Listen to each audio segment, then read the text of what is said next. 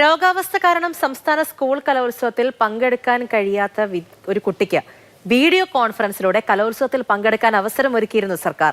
കാസർഗോഡ് പടന്നയിലെ വീട്ടിൽ നിന്ന് ചിത്രരചന മത്സരത്തിൽ പങ്കെടുത്ത സിയ ഫാത്തിമ എ ഗ്രേഡ് കരസ്ഥമാക്കിയിട്ടുണ്ട്. സംസ്ഥാന സ്കൂൾ കലോത്സവത്തെ സംബന്ധിച്ച് ഇത് ചരിത്ര ദിനമാണ്. 64 വർഷം നീണ്ട കലോത്സവ ചരിത്രത്തിൽ ഇങ്ങനെ ഒരു ദിവസം ഇതിനു മുൻപ് ഉണ്ടായിട്ടില്ല.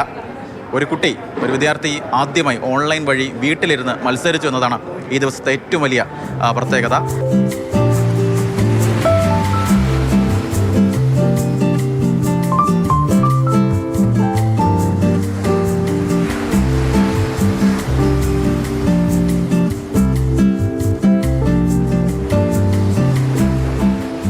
കാസർഗോഡ് പടന്ന സ്കൂളിലെ സിയ ഫാത്തിമയാണ്. ആ കുട്ടിക്ക് ഗുരുതരമായ വാസ്കുലൈറ്റിസ് എന്ന് പറയുന്ന രോഗമാണ്. അതിനാൽ തന്നെ ഡോക്ടർമാരുടെ കർശന നിർദ്ദേശമുണ്ടായിരുന്നു ഇത്തരത്തിൽ യാത്ര ചെയ്ത് മത്സരിക്കാൻ പോകരുതെന്ന്. കുട്ടി ഇന്ന് വീട്ടിലിരുന്ന് മത്സരിക്കുകയും അത് ഓൺലൈൻ വഴി ജഡ്ജ് ചെയ്യുകയുമായിരുന്നു ഉണ്ടായിരുന്നത്. എന്തായാലും ഇതിൻ്റെ സംഘാടകരൊക്കെ നമുക്ക് ചേരുകയായിരുന്നു. എന്തായാലും കുട്ടി മത്സരിച്ചു. അതിൻ്റെ അറബിക് പോസ്റ്റർ ഡിസൈൻ മത്സരമായിരുന്നു അല്ലേ? യെസ്, മാറുൽ കുത്തുബ് എന്നായിരുന്നു, അതായത് ബുക്ക് ഫെയർ എന്നായിരുന്നു ടോപ്പിക്ക്. അതിൽ കുട്ടി അവിടെ ഇരുന്ന് പങ്കെടുത്തു. അവിടെയുള്ള DO-ക്കായിരുന്നു അതിന് ചുമതല. DO-യും അതുപോലെ തന്നെ കൈറ്റിലെ ഉദ്യോഗസ്ഥരും കൂടെ അത് പിന്നെ അവിടെ നിരീക്ഷിക്കുകയും അവർ മത്സരം അരമണിക്കൂർ നമ്മൾ സമയം കൊടുക്കുകയും ഇവിടെ നിന്ന് ചെസ് നമ്പർ നമ്മൾ നൽകുകയും ചെയ്യുക ചെയ്തത്.